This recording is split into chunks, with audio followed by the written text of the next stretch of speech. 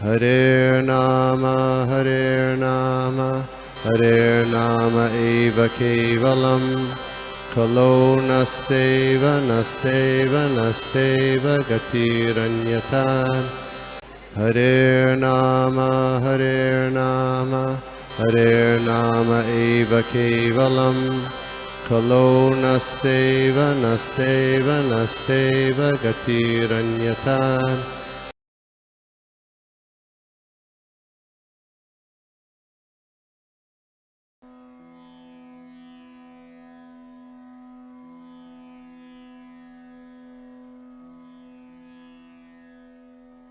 हरे कृष्णा। आप सभी को दंडवत प्रणाम। वाञ्छाकल्पतरुभ्यश्च कृपा सिन्धुभ्य एव च पतितानां पावनेभ्यो वैष्णवेभ्यो नमो नमः। जैसे बोलते हैं ना, किसी कोई अकेला आगे नहीं बढ़ सकता, सबका हेल्प चाहिए, सबका सपोर्ट चाहिए। एक झाड़ खाली एक चीज के लिए नहीं बड़ा होता है, उसमें बहुत सारी सब चीजें चाहिए। तो जो व्रजप्रिया माता जी बोल रहे हैं, ठीक है, एक्सेप्टेड, पर आप सब डिवोटीज के वजह से जो भी है हम आगे बढ़ रहे हैं। तो हम एक दूसरे को बस हेल्प करके, कोऑर्डिनेट करके, सपोर्ट करके ही आगे बढ़ सकते हैं। तो व्रजप्रिया माता जी हमें बहुत सपोर्ट करती है और मौका देती है कि हम पढ़ सकें। और अगेन आई सेड कि पहले भी कि मुझे जब ये मौका मिलता है तभी मेरे हाथ से बुक्स खुलती है। तो really I am fortunate that भगवान मेरे को मर्सी देते हैं कि पढ़। वैसे तो नहीं पढ़ती है, पर जब देखो ये सेवा मिलती है तो पढ़, बुक्स खोल। तो यही मैं सोच कर गुरु महाराज का डंडा पढ़ रहा है अभी कि थोड़ा पढ़ाई करो अभी थोड़ा। तो हम स्टार्ट करते हैं। जैसे कि भागवतम का क्लास आज 47th और 48th वर्स देना है। फर्स्ट कैंटो चल रहा है, 9th चैप्टर, 47 और 48 वर्स आज हम करेंगे। तो ओपनिंग प्रेयर से स्टार्ट करते हैं। ओम अज्ञानतिमिरान्धस्य ज्ञानाञ्जनशलाकया चक्षुरुन्मिलितं येन तस्मै श्रीगुरवे नमः। श्रीचैतन्यमनोभीष्टं स्थापितं येन भूतले स्वयं रूप कदा मह्यं ददाति स्वपदान्तिकं। वन्देऽहं श्रीगुरु श्रीयुतपदकमलं श्रीगुरून् वैष्णवांश्च। श्रीरूपं साग्रजातं सहगण रघुनाथान्वितं तं सजीवं साद्वैतं साधूतं परिजनसहितं कृष्ण चैतन्य देवं श्रीराधा कृष्ण पादान् सगणललिता श्रीविशाखान्वितांश्च। हे कृष्ण करुणा सिन्धो दीनबन्धो जगत्पते गोपेश गोपिका कान्त राधाकान्त नमस्तुते। तप्त काञ्चन गौराङ्गी राधे वृन्दावनेश्वरी वृषभानुसुते देवी प्रणमामि हरिप्रिये। वाञ्छाकल्पतरुभ्यश्च कृपा सिन्धुभ्य एव च पतितानां पावनेभ्यो वैष्णवेभ्यो नमो नमः। जय श्री कृष्ण चैतन्य प्रभु नित्यानंद श्री अद्वैत गदाधर शिवासादि गौर भक्त वृंद। हरे कृष्णा कृष्ण कृष्णा हरे हरे, हरे राम राम राम हरे हरे। ओम नमो भगवते वासुदेवाय, ओम नमो भगवते वासुदेवाय। नारायणं नमस्कृत्यं नरं चैव नरोत्तमं देवीं सरस्वतीं व्यासं ततो जयत् उदीरयेत्। नष्टप्रायेषु अभद्रेषु नित्यं भागवत सेवय भगवती उत्तमश्लोके भक्तिर्भवति नैष्ठकी।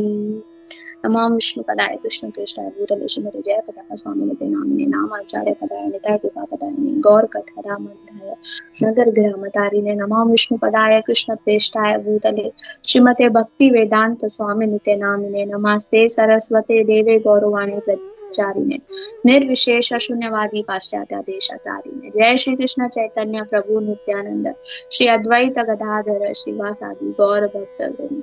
हरे कृष्ण कृष्ण कृष्ण हरे हरे, हरे राम राम राम हरे हरे। हरे कृष्णा अगेन, हरे कृष्णा एवरीवन, दंडवत प्रणाम। हम खाली यहाँ पे बोलते हैं ना एज इट इज बोलने के लिए है। तो आज जो मैं 47th के लिए ढूंढ रही थी कि मैं क्या बोलूं, तो मुझे हिज होलीनेस जयपताका स्वामी गुरु महाराज का ही एक लेक्चर मिल गया। तो मैंने बोला जय, और क्या चाहिए मुझे। तो मैं उनके ही वर्ड्स आज आपको प्रेजेंट करूंगी 47th वर्ड समझाने के लिए। और 48th वर्ष के लिए जब मैं ढूंढ रही थी तो मुझे ऐसी भक्ति वेदांत स्वामी श्रील प्रभुपाद जी का लेक्चर मिला, तो बोला चलो आज इन्हीं सेशन के बाद फर्स्ट इन्हीं से, जो हमारे परम गुरु है, स्पिरिचुअल मास्टर है, इनके ही वर्ड्स प्रेजेंट करते हैं आपके सामने। मैं 100% वो नहीं कर पाऊंगी, पर मैं कोशिश करूंगी कि जो मेन जो हमको बता रहे हैं, जो हमारा जो पॉइंट है, हम उस श्लोका से हमको क्या समझाना चाहते हैं भगवान, वो हम समझ सके। तो I try my best to explain you. I know everyone over here are senior to me, not according to age के हिसाब से नहीं, पर नॉलेज के हिसाब से आप सब बड़े हो। प्लीज मुझे ब्लेस कीजिए कि मैंने जो ये सेवा ली है उसमें मैं थोड़ा कोशिश करूं और आप सबको थोड़ा समझा सकूं। हरे कृष्णा। तो 47th वर्ष पे आते हैं। मैं श्लोका पढ़ती हूँ, किसी से रिक्वेस्ट करूंगी कि अनुवाद और तात्पर्य पढ़े। तो 47th वर्ष। हरे कृष्णा। माता जी सॉरी बीच में डिस्टर्ब कर रही हूँ, लेकिन अब तो फिर से ना ठीक से दिख नहीं रहा है, तो रिकॉर्डिंग में ये उल्टा दिख रहा है, ऐसे कैमरा रख रही हूँ तो। हाँ माता जी इसको रोटेट कर दीजिए, नहीं रोटेट कर दीजिए इसे। सही है ये रोटेट नाउ? नहीं वैसे नहीं, 90 डिग्रीज में, अपने 180 डिग्री में रोटेट किया ना, या हाँ या ओके।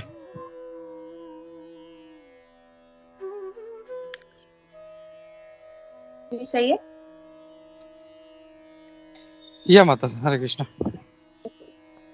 माता फेस बराबर नहीं दिख रहा है, अभी बराबर है। Thank you. हरे कृष्ण। तो 47th वर्स पे चलते हैं।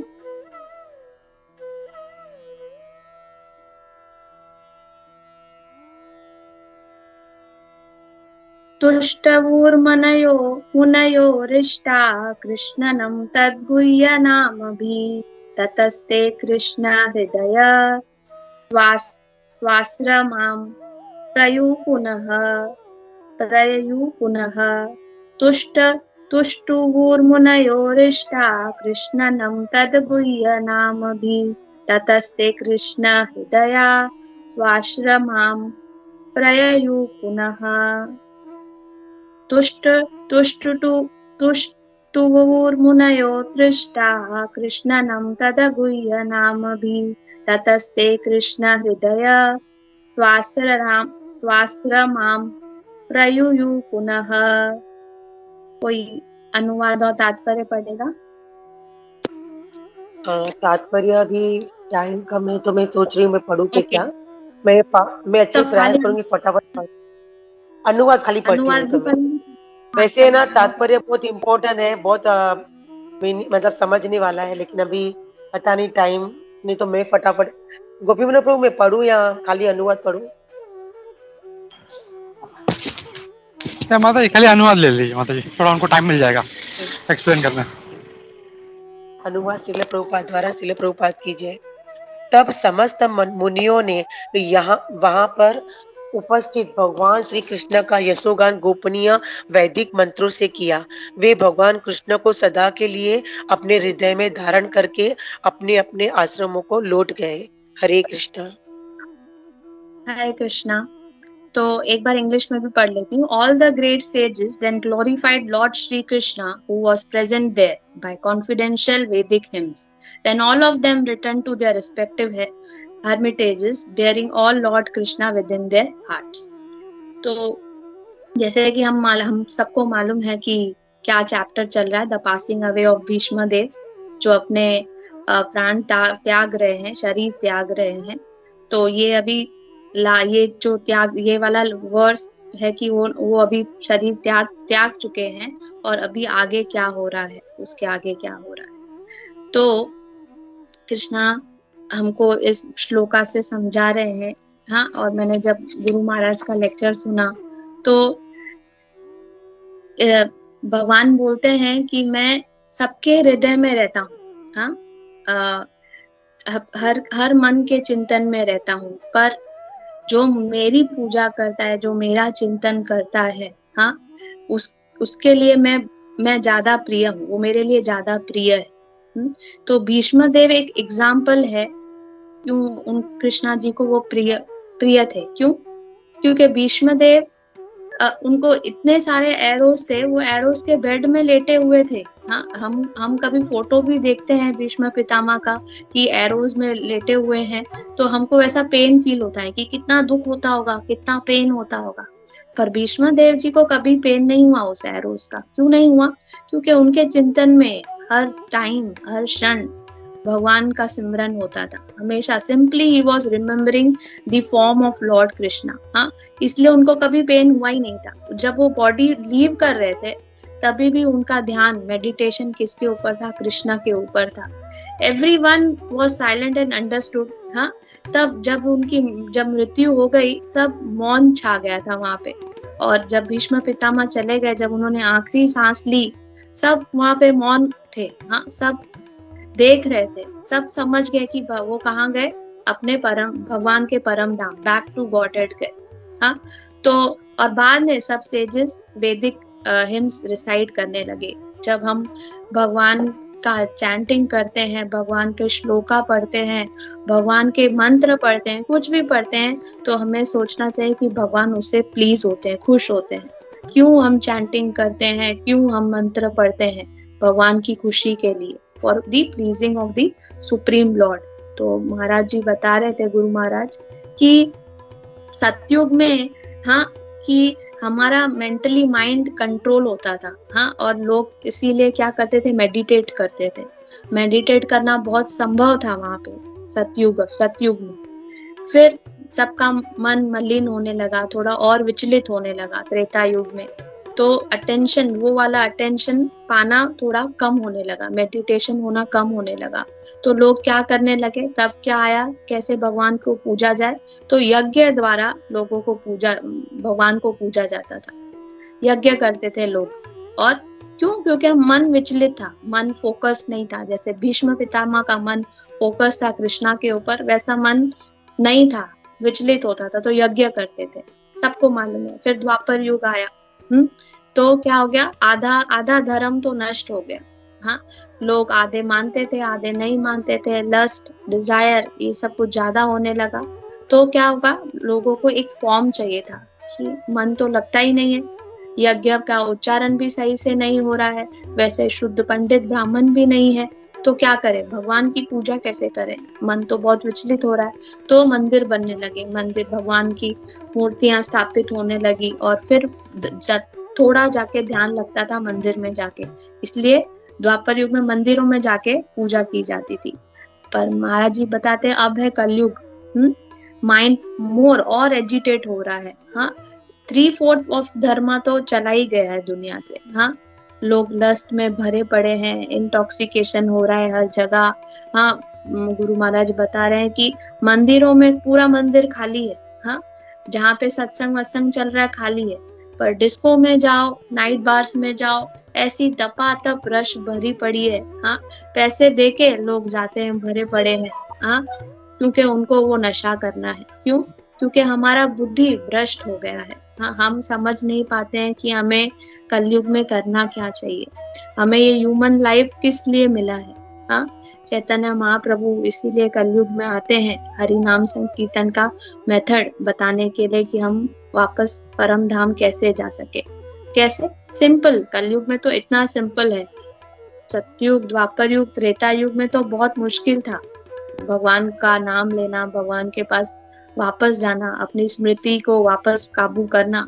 पर चैतन्य महाप्रभु की कृपा से हमें सिर्फ हरि नाम करने से, हाँ, बोलने से हम भगवान के पास वापस जा सकते हैं। तो क्यों गुरु महाराज बोलते हैं कि हमारा मन कलयुग में, हाँ, पहले तो डेमन्स बाहर घूमते थे। हाँ, इजी होता था उनको मारना, पर अभी तो राक्षस हमारे अंदर ही है। हाँ, अच्छाई भी हमारे अंदर है, गॉडली कॉन्शियसनेस भी हमारे अंदर है, डेमोनिक कॉन्शियसनेस भी हमारे अंदर ही है। तो बहुत मुश्किल है उस गॉडली कॉन्शियसनेस को रखना और डेमोनिक कॉन्शियसनेस को निकालना। पर तपस्या है, मुश्किल है, पर असंभव नहीं है। तो क्या है, चैतन्य महाप्रभु बोले हैं कि हरे कृष्णा महामंत्र जपने के लिए। भगवान बोलते हैं कि एक मनुष्य होता है वो एक आदमी को एक टाइम पे मार सकता है, पर जब मैं आता हूँ, जब मैं अवतार लेता हूँ, तो मेरे से मास में जो एकदम अनगिनत लोगों की मृत्यु होती है। हाँ, क्यों? क्योंकि ये सब फुल मोड ऑफ इग्नोरेंस में है। आजकल लोग इतने बिविल्डर्ड हैं, इतना उनका ध्यान भटक रहा है कि उनको मालूम ही नहीं है कि ह्यूमन लाइफ का वैल्यू क्या है। शिला प्रभुपाद जी बोलते हैं कि ये ह्यूमन सोसाइटी खाली नाम के लिए, सोफेस्टिकेटेड ह्यूमन सोसाइटी नाम मिला है, पर ये तो एक एनिमल सोसाइटी बन गया है। क्योंकि उनको खाने के लिए, पीने के लिए, बच्चे पैदा करने के लिए और अपना घर बनाने के लिए हम मनुष्य इसके अलावा सोचते ही नहीं है, जो पशु पक्षी भी सोचते हैं। पर हमको इस ह्यूमन फॉर्म मिला है तो हमें इसका बहुत वैल्यू करना चाहिए, जैसे भीष्म पितामह ने किया था अपनी पूरी जिंदगी उन्होंने मेडिटेट किया था, कृष्णा को याद किया था, तभी उनकी मृत्यु ऐसे हुई कि भगवान उनको खुद लेने आए। तो हमें समझना चाहिए कि ह्यूमन लाइफ किस लिए है। हाँ, हम क्लबों में जाके सेंस ग्रेटिफिकेशन करके हम खुश रहेंगे, थोड़ी देर रहेंगे, क्षणिक, हाँ, थोड़ी देर के लिए, पर जब हमको इटर्नल हैप्पीनेस चाहिए, वो आनंद प्राप्त करना है, तो हमें कैसे मिलेगा? Bye chanting of the holy name. यही भीष्म पितामह हमें बता रहे हैं इस टेक्स्ट में, हाँ, समझा रहे कि हमें क्या करना चाहिए। सब सोचते हैं कि चलो अभी तो मैं जवान हूँ, अभी तो मैं बच्ची हूँ, अभी तो मेरे खाने पीने के दिन है, पहले ये कर लेती हूँ, वो कर लेती हूँ, सब कर लेती हूँ। हाँ, जब मैं बूढ़ी हो जाऊंगी, तब मेरे पास कुछ करने का नहीं होगा, तो तब मैं भगवान का नाम ले लूंगी। बहुत जन ऐसे सोचते हैं। हाँ, पर क्या हमारा क्या मृत्यु नियमित निष्ठ है, लिखा हुआ है क्या कि मैं जब बूढ़ी होंगी तभी मरूंगी? नहीं।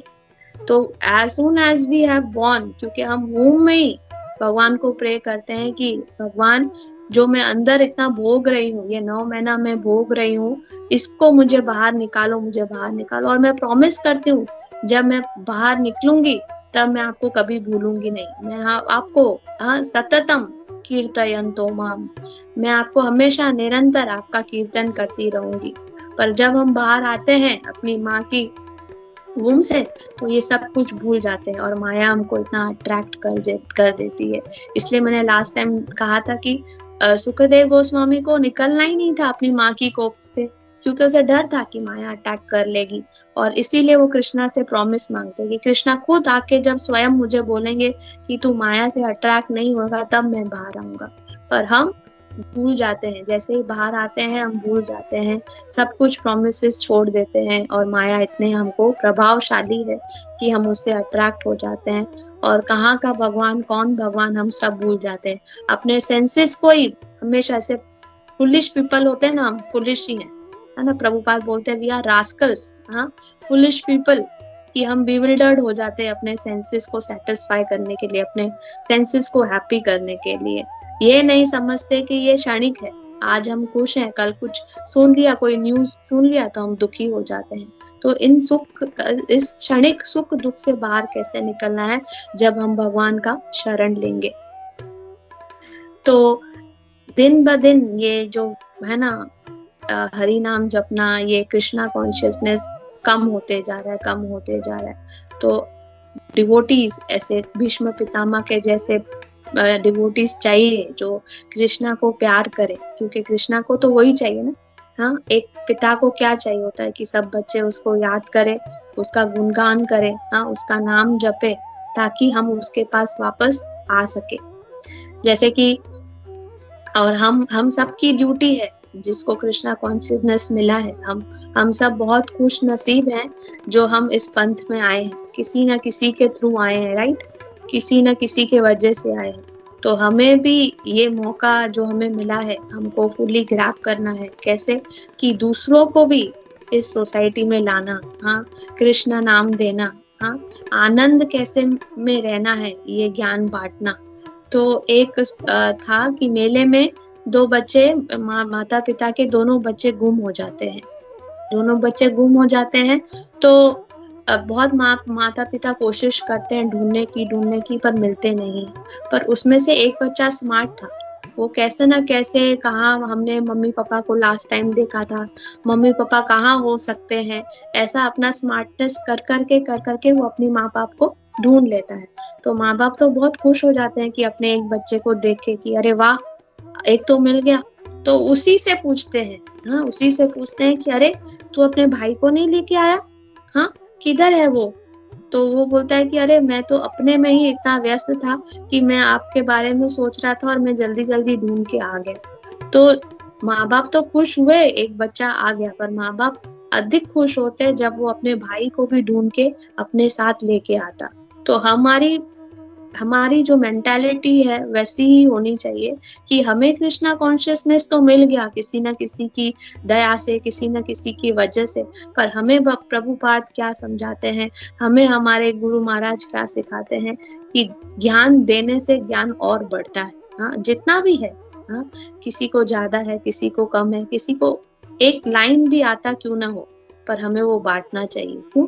जब बांटेंगे तो भगवान और प्रसन्न होते हैं और खुश होते हैं कि मेरा बच्चा खुद ही नहीं दूसरों के बारे में भी सोच रहा है, खाली वो अपना फायदा नहीं सोच रहा है, पूरी सोसाइटी का फायदा सोच रहा है, ताकि हम सब भगवान के पास अपने परम पिता, अपने परम धाम जा सके। तो भीष्म पितामह हमें वो इस वर्ष से समझाते हैं कि हमें हमेशा कृष्णा के लिए मेडिटेट करना चाहिए। हाँ और भगवान बोलते हैं ना, अगर हम ये सब करते हैं, हाँ हम थोड़ा भी आगे बढ़ते हैं तो भगवान हमें उंगली आम देते हैं भगवान को, तो वो हमें गले लगाने के लिए रेडी रहते हैं। जैसे हमने बहुत सारे एग्जाम्पल भी देखे हैं कि कैसे अर्जुन, हाँ कृष्णा के लिए वो दोस्त था, पर कैसे कृष्णा अपने आप को निछावर कर देता है, एज ए चैरियटर बनता है, उसको पूरा समझाता है, एज ए मैसेंजर बनता है।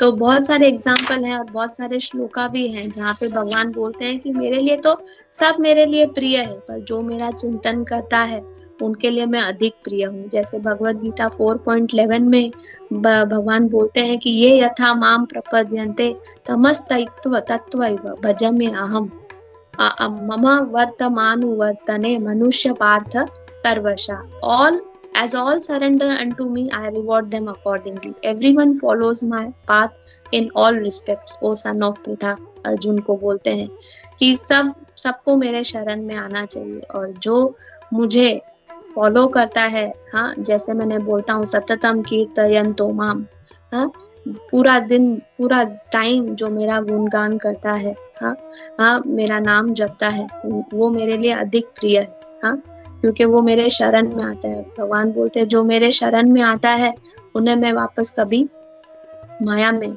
कभी भी वापस इधर भोगने के लिए मटेरियल वर्ल्ड में नहीं छोड़ता हूँ।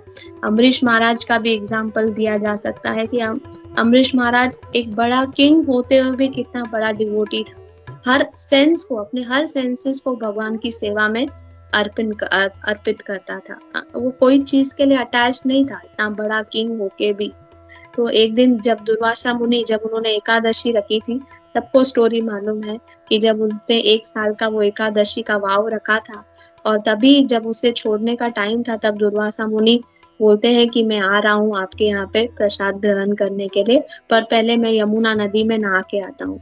तब अम्बरीश महाराज देखते हैं कि उनका जो फास्टिंग तोड़ने का जो वाव है वो टाइम बीतता जा रहा है। तो वो बोलता है कि मैं दोनों निभा सकता हूँ, उस दुर्वासा मुनि की लाज भी रख दूंगा, यानी उनका तिरस्कार नहीं करूंगा, मैं कुछ खाऊंगा नहीं, पर मैं पानी का एक सिप पी लेता हूँ ताकि मेरा वाव भी कंप्लीट हो। पर जब दुर्वासा मुनि को मालूम पड़ता है कि इन्होंने मेरे आने से पहले, मेरे कुछ ग्रहण करने से पहले ही इन्होंने पानी का जल किया, तो वो बहुत गुस्सा हो गए और उन्हें शापित करने लगे। पर कृष्णा अपने डिवोटीज को कभी नहीं छोड़ते, कभी उनको हमेशा आगे रखते हैं, कभी पीछे नहीं रखते हैं। तो कैसे वो दुर्वासा मुनि को मारने के लिए वो खुद स्वयं आ गए। तो ऐसे ये इस अम्बरीश महाराज के ग्रेट डिवोटी से हम समझ सकते हैं कि हाँ हम भगवान के कितने प्रिय हो सकते हैं अगर हम उनका निरंतर अभ्यास करने लगे, सिमरन करने लगे, उनका नाम लेने लगे। तो सुदामा जी भी हैं, सुदामा जी उनके फ्रेंड थे, वो इतने दयालु थे, हाँ, सुदामा जी कुछ बोलते भी नहीं थे, पर कृष्णा उनके व्यवहार से, हाँ, उनकी आंखों की दृष्टि से देख के सब कुछ समझ जाते थे और इतनी कृपा बरसाते थे। तो ऐसे हम, भगवान बोलते हैं मैं सबके लिए सेम हूँ, बस तुमको खाली क्या करना है, मेरा नाम लेना है, मेरी चिंतन करना है, हाँ, और मैं उस टाइम पे मैं आ जाऊंगा। जैसे हम बोलते हैं हरे कृष्णा कृष्ण कृष्ण हरे हरे, हरे राम राम राम हरे हरे। भगवान बोलते हैं कि तुम भले तोतली भाषा में बोलो, भले मेरा मुझे याद करके भी नहीं बोलो, पर आप जब नाम भी बोलते हो ना, भले कॉन्शियसली या अनकॉन्शियसली, मैं वहां पे आ जाता हूँ। वो तो हमारी आंखें शुद्ध नहीं है, प्योर नहीं है, हमको दिख नहीं पाता, पर भगवान हर नाम में वो वहां पे होते हैं।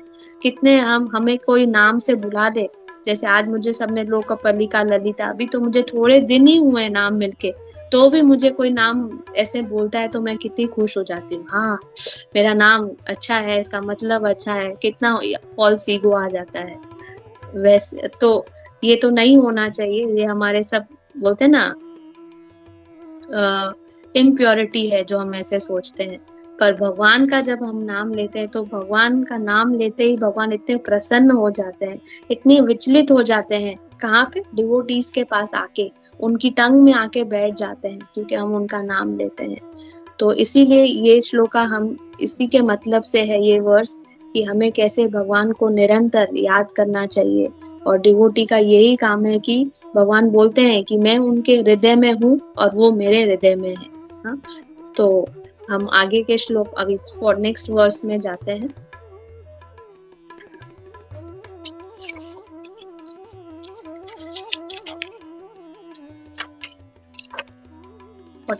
वर्स। ततो युधिष्ठिरो गत्वा सह कृष्णो गजाव्यहम् पितरं शान्तव्यम् आस गान्धारीं च तपस्विनीम्। ततो युधिष्ठिरो गत्वा सह कृष्णो गजाव्यहम् पितरं शान्तव्यम् आशा गान्धारीं च तपस्विनीम्। ततो युधिष्ठिरो गत्वा सह कृष्णो गजाव्यहम् पितरं शान्तव्यम् आशा गान्धारीं च तपस्विनीम्। तात्पर्य खाली पढ़ेंगे हरे कोई? कृष्णा। अनुवाद श्रील प्रभुपाद द्वारा श्रील प्रभुपाद की है। तत्पश्चात तुरंत ही महाराज युधिष्ठिर भगवान श्री कृष्ण के साथ अपनी राजधानी हस्तिनापुर गए और वहां पर अपने ताऊ धृतराष्ट्र तथा अपनी ताई तपस्विनी गांधारी को ढाढ़स बंधाया। हरे कृष्ण। हरे कृष्ण। तो यहाँ पे ये प्रभुपाद जी का मैंने लेक्चर सुना था, तो प्रभुपाद जी पहले स्टार्ट करते हैं इस लेक्चर से कि कैसे मैंने कृष्णा कॉन्शियसनेस, मेरे गुरु महाराज ने जैसे कहा कि कृष्णा कॉन्शियसनेस वेस्टर्न कंट्रीज में फैलाओ, कि कैसे इंडियन कल्चर नष्ट होते जा रहा है और हम भारतीय इतने मूर्ख हैं कि हम खाली वेस्टर्न कल्चर फॉलो कर रहे हैं और अपना कल्चर भूलते जा रहे हैं। तो मैंने ये सोचा कि अगर पूरी तरह से नष्ट होने से पहले भारत में ये कल्चर, हमारा जो भारतीय कल्चर है, नष्ट होने से पहले मैं वहां जाके स्टार्ट करता हूँ, ताकि, क्योंकि हमको क्या करना है, हमको खाली हम कॉपी करते हैं, इमिटेट करते हैं, जो बड़े लोग करते हैं, जो यूएस वेस्टर्न कंट्रीज करते हैं, हम वो ही कॉपी करते हैं। तो प्रभुपाद जी ने सोचा क्यों ना मैं वहां जाके प्रचार करूं और मैं यहाँ सबको लेके आऊं, ताकि पूरा इंडियन कल्चर हमेशा रहे। तो प्रभुपाद जी ने इसीलिए ये कदम उठाया उस एज में भी, हमारे लिए, हम सबके लिए, ताकि हम आध्यात्मिक जीवन हमारा अच्छे से रहे। तो वहां जाके वो कृष्णा कॉन्शियसनेस फैलाते हैं। तो अब प्रभुपाद जी बोलते हैं कि मुझे तुम लोगों के जैसे बेगर नहीं बनना है। तुम लोगों को क्या चाहिए? टेक्नोलॉजी चाहिए, वेस्टर्न कल्चर चाहिए, ये चाहिए, वो चाहिए। मुझे वहां पे जाके भीख नहीं मांगनी है टेक्नोलॉजी और ये सब चीजों की, मुझे देना है वहां पे। I want to be a giver, not a beggar. तो बोलते बहुत सारे मेरे से पहले भी गए थे, हाँ, जो बोल के गए थे कि हम प्रचार करेंगे, हम इंडियन कल्चर वहां भी फैलाएंगे, पर वहां का वो चकाचौंध देख के, वहां का कल्चर देख के वो साधु बाबा भी वहां के हो गए, वो भी वेस्टर्नीज हो गए, वो भी सूट बूट कोट पहन के, हाँ उनको लगता था नशा करना ये करना यही सब महत्वपूर्ण है। और वो आए कैसे, देने गए थे पर भीख मांग के बेगर बन के आ गए। पर प्रभुपाद जी बोलते हैं कि मुझे नहीं बनना है, मुझे वहां जाके धोती कुर्ता पहना के मुझे उनको धोती कुर्ता पहनाना है, मुझे अपना इंडियन कल्चर वहां फैलाना है, मुझे अपना कृष्णा कॉन्शियसनेस वहां फैलाना है।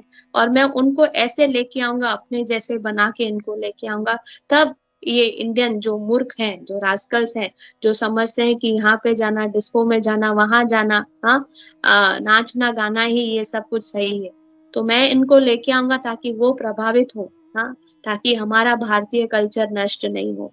और जो उनकी सोच थी और वो करके दिखाते हैं, हाँ वो सब अपने अपना जो भी उनका नॉलेज था वो सब बांटते हैं, बांटते हैं, और वो हिप्पीज हैप्पीज बन जाते हैं। कैसे, उनका क्योंकि उनका एसोसिएशन श्रील प्रभुपाद जी का था, नो डाउट, कैसे न कैसे उनको ये न के न प्रकारे उनको वो बनना ही था।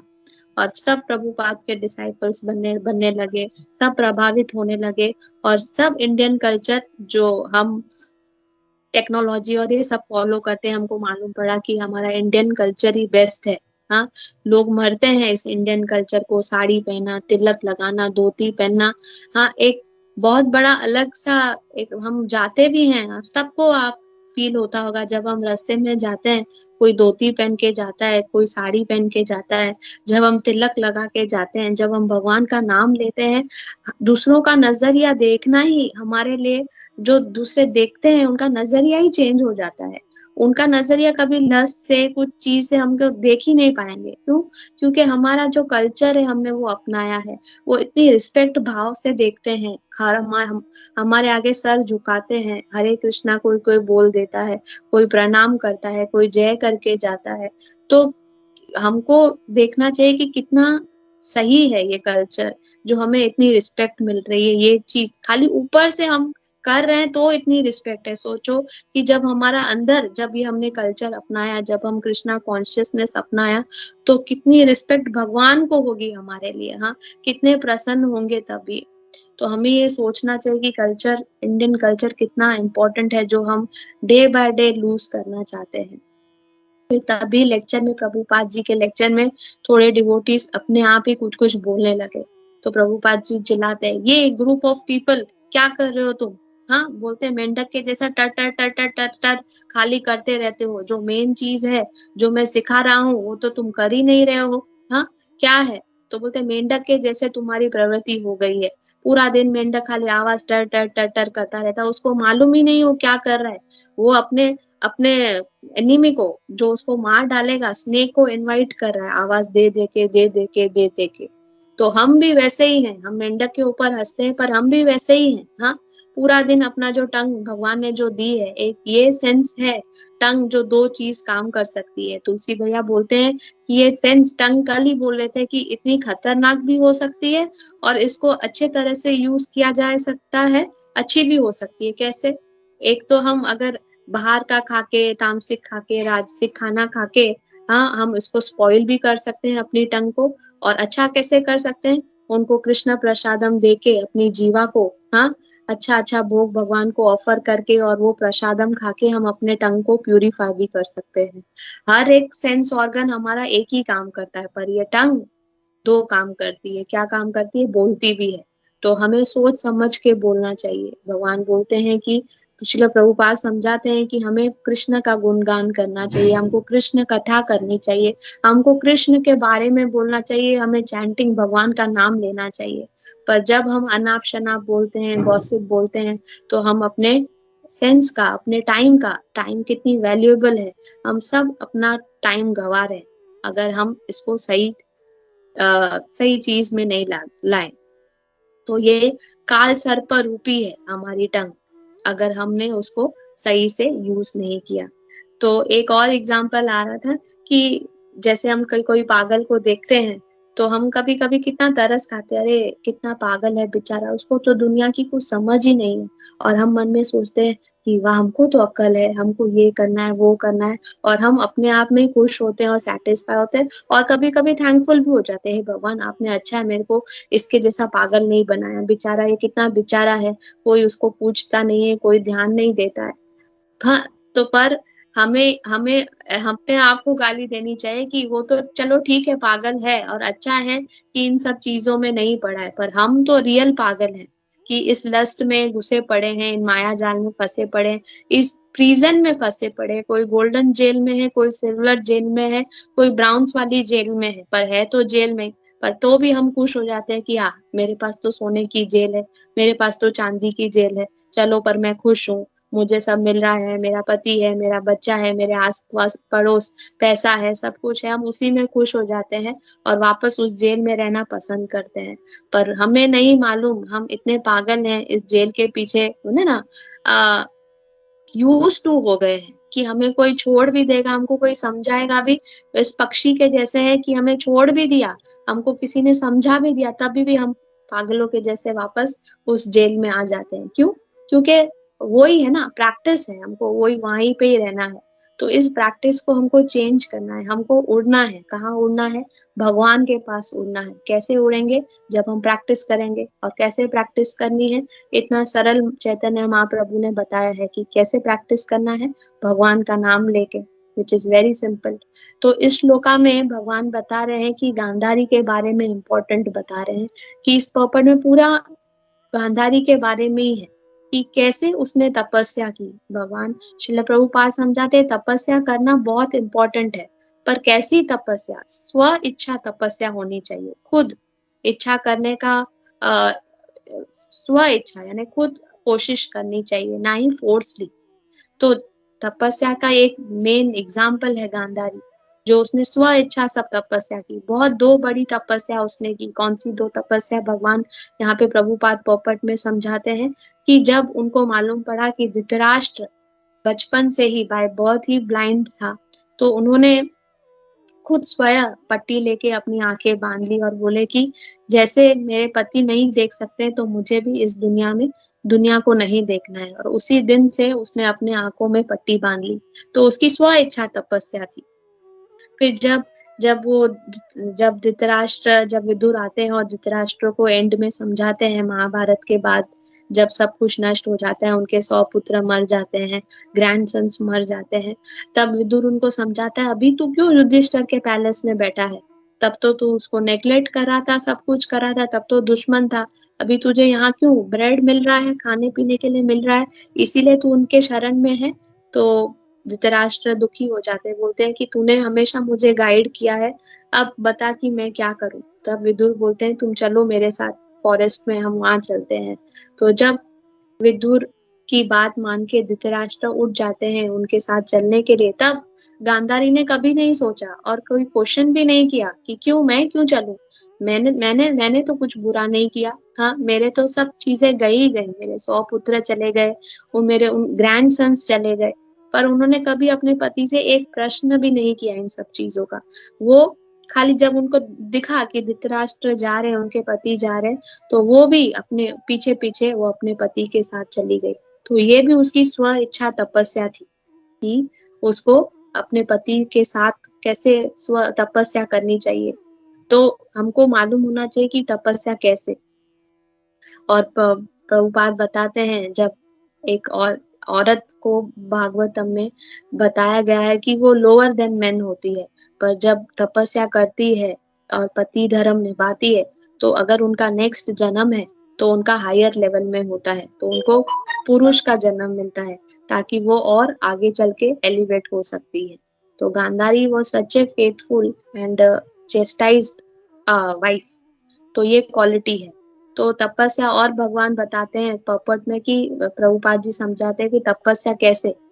जैसे हिरण्यक ऐसे नहीं है कि हम खाली जो अ, आध्यात्मिक जीवन जो बिताते हैं वो ही तपस्या करते हैं, नहीं। भौतिकवादी भी बहुत सारी तपस्या करते हैं, पर उनको क्या तपस्या करते हैं? जो मटेरियल चीज़ें चाहिए उसके लिए तपस्या करते हैं। जैसे हिरण्यकशिपु एक एग्ज़ाम्पल है। उसने तो इतनी सारी ऑस्टेरिटी की थी, इतनी सारी तपस्या की थी, पर क्या पाने के लिए? जो हो ही नहीं सकता उसे वो ही चाहिए था कि मैं इटर्नल बन जाऊं, मैं इमॉर्टल बन जाऊं। हाँ, मुझे कोई नहीं मार सके, मुझे कोई अस्त्र शस्त्र नहीं मार सके, और ब्रह्मा से वो बोन मांगता है। तो प्रभुपाद जी समझाते हैं कि तपस्या कैसी होनी चाहिए और क्या मांगना चाहिए उस तपस्या में, वो हमको आना चाहिए। हाँ, हमें, क्योंकि हम सब तो ये छोड़ के जाएंगे, सबको मालूम है हम छोड़ के जाएंगे एक ना एक दिन। तो ऐसी चीज मांगनी चाहिए, वो भक्ति मांगनी चाहिए, ऐसा अकाउंट मांगना चाहिए जो हमारे साथ कैरिड फॉरवर्ड हो, ना कि हम हमारी मृत्यु के बाद हम सब छोड़ के जा सके। हेनरी फोर्ड का भी प्रभुपाद जी एग्जाम्पल देते हैं कि उन्होंने जिंदगी भर इतना पैसा कमाया, इतना पैसा कमाया, इतनी तपस्या की, इतनी मेहनत की, पर एंड में क्या हुआ? जो भी था सब छोड़ के चले गए। लेके क्या गए? कुछ भी नहीं लेके गए, क्योंकि वो पूरा जीवन वो पैसा कमाने में ही लग गए। और जो लेके जाना था, जो भक्ति लेके जानी थी, जो नाम लेके जाना था, हाँ, जो सेवा लेके जानी थी, जो भक्तों के लिए करनी है, वो तो उन्हें ज्ञान ही नहीं था। वो मटीरियल सेवा में लगे पड़े थे, हाँ, मटीरियल मनी कमाने में लगे थे। तो भौतिकवादों की तपस्या अलग होती है, पर शास्त्र के हिसाब से स्व इच्छा कैसी तपस्या होनी चाहिए वो हमें सब पता लगाना चाहिए। हाँ, हम सब शाश्वत हैं, प्रभुपाद जी बोलते हैं हम सब शाश्वत हैं। हाँ, तो भी हम भगवान के बच्चे हैं, तो भी हमको मृत्यु और जन्म का भय होता है, हम आते हैं। क्यों? क्योंकि हम प्योर नहीं है, हम प्योर नहीं है, हम डिजायर करते हैं कि हमको फ्रीडम चाहिए, इसीलिए हम मटेरियल एग्जिस्टेंस में आ जाते हैं, इसीलिए हम थ्री मोड्स ऑफ नेचर में आ जाते हैं और प्रकृति में आ जाते हैं, इसीलिए हमारा जीवन शाश्वत नहीं होता है। पर जब हमें समझ में आ जाता है कि ये birth, death, old age, disease, हाँ, इस एग्जिस्टेंस, मटेरियल एग्जिस्टेंस में आके हमें ये मिलने वाला है, और हमको जब इन चारों चीजों से बाहर निकलना है, कैसे निकलेंगे? जब हम आध्यात्मिक जीवन अपनाएंगे, हाँ, हरि नाम अपनाएंगे। चैतन्य महाप्रभु जैसे हमको बता के गए हैं कि हरि नाम एव केवलम, हाँ, इसके अलावा कोई है ही नहीं। हाँ, कोई ये इसके नाम के अलावा और कोई हम तत् है ही नहीं, हम जा ही नहीं सकते। तो अगर हमको शाश्वत रहना है, अगर हमको भगवान के चरण की सेवा करनी है, तो ऑफ कोर्स हमको हरि नाम का जप करना पड़ेगा। तो गांधारी एक इम्पोर्टेंट कैरेक्टरिस्टिक है, हाँ, जो अपनी ह्यूमन लाइफ को तपस्या के फॉलो करती है, और उनको कंपेयर किया है भीष्म देव के उसी लेवल पे, कि जैसे भीष्म देव जी इतने उनका जो जीवन इतना बोलते हैं ना कृष्णा में गया, कृष्णा कॉन्शियसनेस में गया, तो गांधारी भी कोई कम नहीं थी। वो अपनी पति की सेवा कर रही थी, स्व इच्छा तपस्या कर रही थी, तो उन्हें भी नेक्स्ट जन्म अच्छा ही मिला होगा। तो प्रभुपाद यही बोलते हैं, समझाते हैं कि कैसे क्वालिटी ऑफ द लाइफ हमें अपनाना चाहिए, हमको ह्यूमन लाइफ की वैल्यू करनी चाहिए, हाँ, ना ही कि एनिमल लाइफ का ग्रहण करना चाहिए और हमें अपनी सेंस ग्रेटिफिकेशन के पीछे पीछे भागना चाहिए। क्योंकि अगर हम भगवान के लॉज फॉलो नहीं करेंगे, ब्रेक करेंगे, तो हम वापस से यहाँ पे बोलते हैं ना रिपीटेड बर्थ एंड डेथ आता ही रहेगा, आता ही रहेगा, आता ही रहेगा। पर अगर हमें परम धाम जाना है तो हमें हाईएस्ट फिलोसॉफी अपनानी चाहिए, वो भी बहुत इजी मैनर में दी गई है। बस Hare Krishna Krishna Krishna Hare Hare, Hare Ram Ram Ram Hare Hare. Thank you. I think मैं ओवर टाइम तो नहीं चली गई हूँ ना, मैंने बहुत शॉर्ट में एक्सप्लेन किया हुआ है। Hare Krishna. Thank you very much. sorry. लोकपली का बहुत बहुत बहुत अच्छा क्लास, बहुत सारे पॉइंट, बहुत कुछ सीखने मिला, और वो बच्चे वाला एग्जाम्पल तो बहुत बेस्ट था। तो थैंक यू माता। किसी को कुछ होगा तो 2 मिनट पॉइंट पूछने का 2 मिनट मुझे एंड करना था। मैं फटाफट एक छोटी वाली स्टोरी बता दूं, थोड़ी छोटी वाली। हाँ, नो प्रॉब्लम, प्लीज।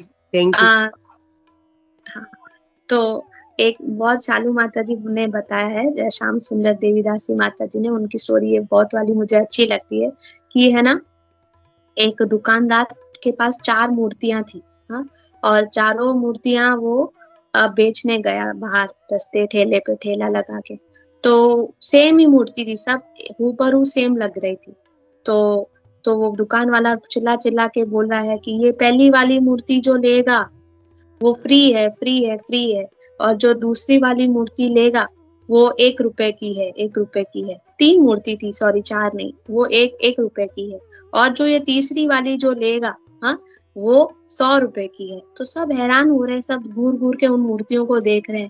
तो बोले लग तो तीनों सेम रही है, पर पहली वाली ये फ्री में दे रहा है, दूसरी वाली 1 रुपए में दे रहा है और तीसरी वाली 100 रुपए में, ऐसे कैसे? तो सब वहां पे ठेले वाले के पास जाके मूर्तियों को देख रहे हैं। तो एक आदमी पूछता है कि अरे भैया, पहली वाली फ्री में और दूसरी वाली 1 रुपए में और तीसरी वाली 100 रुपए में, ऐसे क्यों? तो है तो सब सेम। तो वो बोलता है ठेला वाला, हाँ दिखने में तो है सेम, पर इसमें कुछ तो फर्क है। तो वो भैया बोलता है कि क्या फर्क है, जरा हमें भी बताइए।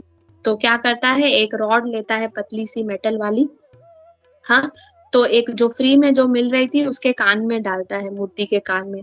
तो जैसे ही डालने की कोशिश करते हैं कान में डालने के लिए, तो वो जाती ही नहीं है। इतना कोशिश करा उसके कान में डालने के लिए, पर वो रॉड, मेटल रॉड जा ही नहीं रही है। तो फिर सेकंड वाली मूर्ति लेता है और वही रॉड लेता है, तो वापस उसके कान में डालता है, दूसरी वाली मूर्ति में जो 1 रुपए की मिल रही थी। तो एक कान में डालता है तो वो रॉड दूसरे कान से निकल जाती है, वो रॉड। तो फिर बोलता है अरे ये तो उस कान से निकल गई। वो दूसरा वाला आदमी बोलता है, तो बोलता है हाँ। तो बोलता है इसका मतलब? तो बोलता है बताता हूँ। फिर तीसरी मूर्ति के जब कान में वो रॉड डालता है, तो वो रॉड दूसरे कान से नहीं निकलती है जो 100 रुपए की है, वो रॉड सीधा हृदय से निकलती है। हाँ, तो हम 3 मूर्तियों से भगवान हमको ये स्टोरी में क्या समझ मिलती है, क्या सीख मिलती है, कि हमें पहली वाली मूर्ति भी नहीं बननी है, दूसरी वाली मूर्ति भी नहीं बननी है, तीसरी वाली बननी है। क्यों? क्योंकि पहले वाली मूर्ति क्या थी, जो सुनती थी, हाँ, खाली सुनती थी, अंदर मीन्स सुनती भी नहीं थी, खाली जो जाते थे लेक्चर सुनते थे, पर उनके अंदर घुसता ही नहीं था कान में। हाँ, ये जो फ्री की मूर्ति थी। और जो दूसरी वाली जो 1 रुपए की थी, जो सुनती थी पर दूसरे कान से निकाल देती थी, तो कुछ फायदा ही नहीं है, जो सुना दूसरे कान से निकाल दिया। पर जो तीसरी मूर्ति थी, जो हम सबको ट्राई करना चाहिए कि हमको वो थर्ड वाली मूर्ति बननी है। क्या? जो हम सुनते हैं वो सब जो ग्रहण करे, जो हमारे हृदय में जाए और हम सब फॉलो करें, ताकि हम सब कृष्णा कॉन्शियसनेस बने और दूसरों को भी इस मोमेंट में ला सके। हरे कृष्णा माता जी, thank you so much. Thank you माता, thank you very much. Hare Krishna. Hare Krishna. Thank you very much Lokpalika माता जी फॉर दिस वंडरफुल क्लास। मैं क्विकली, अगर किसी भक्त का कोई प्रश्न है तो ले सकते हैं हम लोग। Anybody has any questions?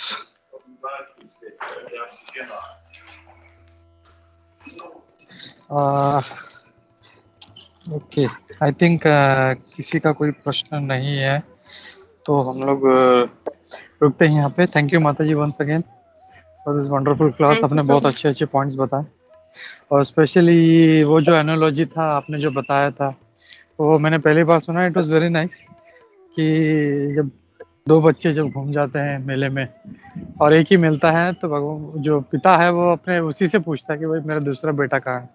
तो वैसे ही हम लोग भी भटके हुए, थोड़ा सा, पूरी तरह तो नहीं आए हैं लेकिन थोड़ा सा मुख तो उधर कर दिया है। तो बाकी जो है अपने दूसरे बंधु हैं अपने, उनको भी हम लोगों को मुख ही सर्व करवाना है हम लोगों को। तो this is a very nice message माता जी, thank you for that. Hare Krishna. Hare Krishna.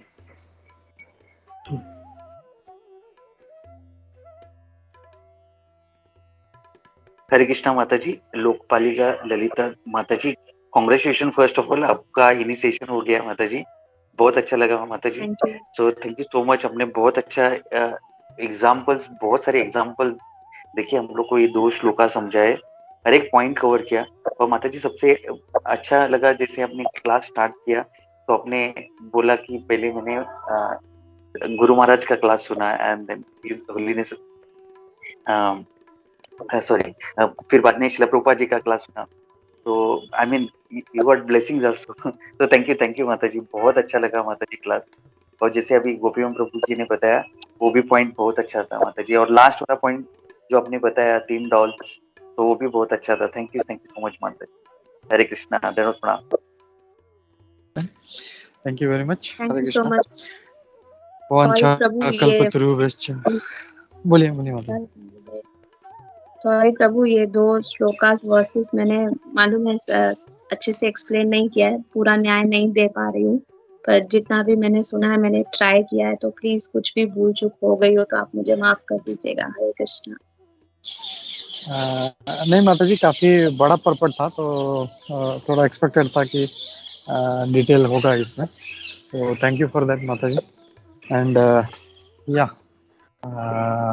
हम लोग फिर से आपसे रिक्वेस्ट करते हैं, ऐसे ही आप आते रहिए और अपना एसोसिएशन देते रहिए माता जी। हरे कृष्णा। वांछा कल्पतरुभ्यश्च कृपा सिन्धुभ्येव च पतितानां पावनेभ्यो वैष्णवेभ्यो नमो नमः। अनंत कोटि वैष्णववृंद की जय। श्रील प्रभुपाद की जय। इस्कॉन गुरुवृंद की जय। सर्विस लोकपालिका ललिता देवीदास माता जी की जय। हरे कृष्ण। Thank you. श्रील हरे प्रभुपाद कृष्ण। की जय। सम्मेन थैंक यू भक्तन माता की जी। जय। हरे कृष्ण।